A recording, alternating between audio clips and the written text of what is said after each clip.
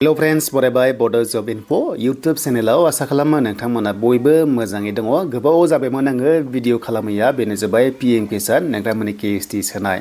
दा गोबांथार जोंनि आबादारिफोरा पीएम किसाननि रां नेगासिनो नङा होमब्ला? बेनो जाबाय नोंथांमोननि राङारि अनसुंथाइ भारत सरकारनि, बे जाबाय आसाम स्टेटनि नङा, अब्लाबो अल इन्डिया सेन्ट्रेलनि नालाय थ' बेखौ बयबो मोननो हायो जायफ्रानोखि आबादारि आरो जायफ्रानोखि इलिजिबल एबा मोनथावना बेनिफिसियारि।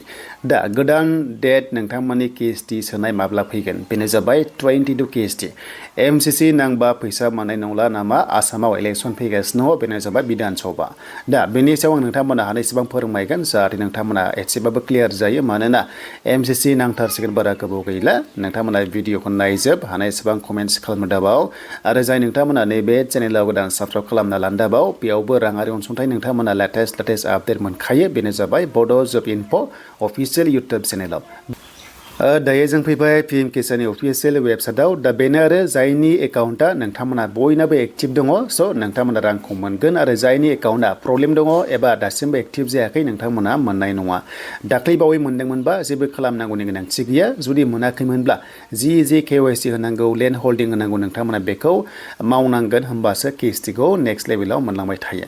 दानिया रां सोनाया माब्ला सोदोंमोननो? बेनो जाबाय जोंहा 21 केएसटीया जोंहा मा सोदोंमोन? बेनो जाबाय नभेम्बराव सोदोंमोन। अब्ला डिसेम्बर, बेनिफ्राय जानुवारि आरो फेब्रुवारि आरो लोगोसे मार्च, थ' दान मोनब्रैजों मोनसे सोयो नालाय, अब्ला नोंथांमोननि राङा बेनो जाबाय नैबे मार्च दानाव मोनगोन। मार्च दानाव 100% नोंथांमोना रांखौ मोनगोन, नाथाय डेट फिक्स जाथ'वाखै, नाथाय मार्चआव मोनगोन। आरो लोगोसे मोनसे बाथ्रा बाव जे मार्चआवनो जोंना आसाम स्टेटनि इलेक्सननि एमसीसीआ नांसिगोन।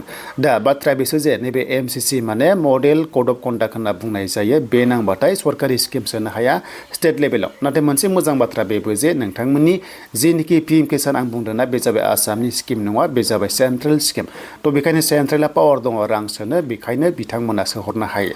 नाथाय बेबो एसे एफेक्ट जायो जे इलेक्सन टाइमावहाय माने बेफोरबायदि स्किमखौ सोनो मोना नालाय, अब्ला ओरैबायदि जागोन जे एमसीसीआ माब्ला नांगोन? हमना ला एमसीसीआ नांनो हागौ 14 नङाबा 15 मार्चआव नांगोन बायदि। अब्ला नोंथांमोननि पीएम किसाननि राङा 15 मार्चनि सिगां मोननाय चान्सआ दंसै। बेनो जाबाय 2000। नैबे 2000 रांखौ नोंथांमोना 15 मार्चनि सिगां मोननाय चान्सआ दङ। दा बेखायनो नोंथांमोना दा बावैनो जुदि प्रब्लेमफोर दङबा खालामना ला। नोंथांमोना स्टेटास नायनोबा नैबे स्टेटासाव क्लिक खालामनांगौ जे नोङो मोनथावगोन ना मोनथावा। प्रब्लेम जादोंबा नोंथांमोना खालामना ला। बेनिफ्राय नैबे नोंनि बेंक एकाउन्टजों आधार कार्डजों लिंक खालामथारनांगोन, आरो बे खामानिखौ मावो बेंकआवसो मावो नालाय, स' नोंथांमोना खालामनांगोन। नाथाय केवाइसि होनायफोरा नोंथांमोना मा सीएससी सेन्टार एबा एग्रिकालसार अफिसावबो जायो, थ' नोंथांमोना बाव खालामबानो जाबाय आरो। दा बेनो जे जोंनि आसाम बिधान सभा इलेक्सना हमना ला मेआवसो जाहैसिगोन, एप्रिलनि उनाव, बैसागुनि उनाव जाहैगोन, जायखिजाया मेआव जानाय चान्सआ दङ। बेखायनो नोंथांमोननिया राङा पीएम किसाना मोनगौहैगोन आरो।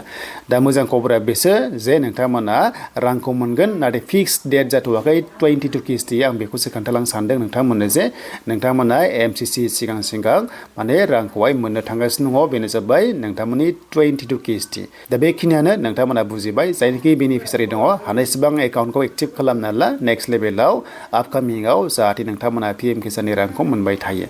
बेनिफिसियारि लिस्ट नायनोबा नैबे बेनिफिसियारि लिस्टआव क्लिक खालामनांगौ, आरो अब्ला नोंथांमोना गावनि हमना ला आसामखौ होदो, बेनिफ्राय डिस्ट्रिक्ट नोंथांमोना सेलेक्ट खालामनांगौ। दा आं एग्जाम्पल उदालगुरि खालामबाय। बेनिफ्राय नोंथांमोननि जेनोखि साब डिस्ट्रिक्ट थायो बेखौबो जोङो सेलेक्ट खालामनांगौ। नाथाय मोनसे बाथ्रा बाव नाम थाबानो नोंथांमोना रांखौ मोनथारगोन बे नङा, मानोना बे नामा सिगांनिसो, दासिमबो बे माने आपग्रेड खालामाखै।